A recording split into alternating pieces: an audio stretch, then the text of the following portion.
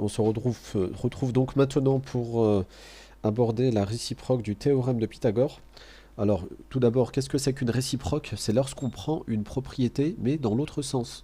Exemple, si un nombre est pair, alors c'est un multiple de 2. Et la réciproque, ce serait si un nombre est multiple de 2, alors il est pair. On échange ce qui est après le si et après le alors.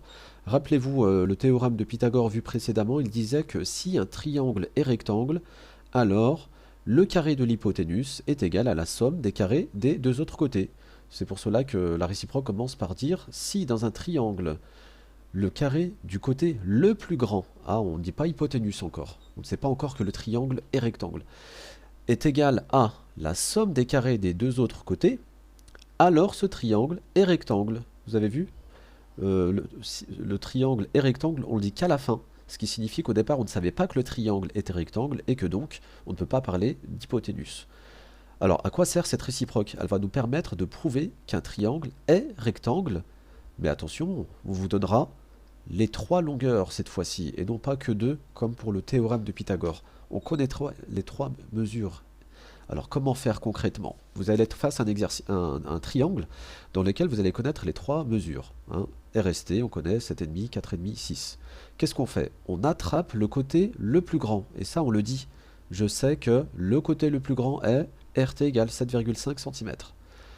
Ensuite, on va effectuer un calcul, mais de manière séparée. Très très important, je vous l'ai mis en rouge. Il faut bien calculer séparément, parce qu'on ne sait pas encore à l'avance si les résultats vont être égaux ou pas. Parfois, il va arriver que ça ne sera pas le cas.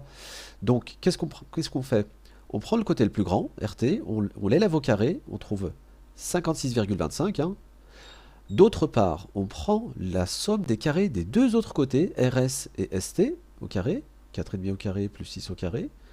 On effectue les calculs, 56,25. Là, il se trouve qu'on a un même résultat.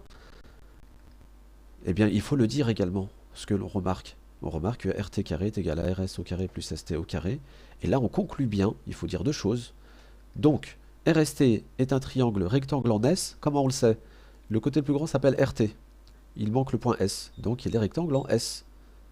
Regardez, le point S apparaît deux fois dans les deux côtés les plus petits. Et enfin, on me dit bien que c'est d'après la réciproque du théorème de Pythagore.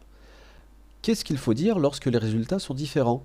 Regardez, lorsque les résultats sont différents, on dit que le triangle n'est pas rectangle d'après la contraposée du théorème de Pythagore. Alors c'est un mot qui n'est pas tout à fait au programme. Une contraposée, c'est comme une réciproque, mais en faisant la négation. Si un nombre est pair, alors c'est un multiple de 2.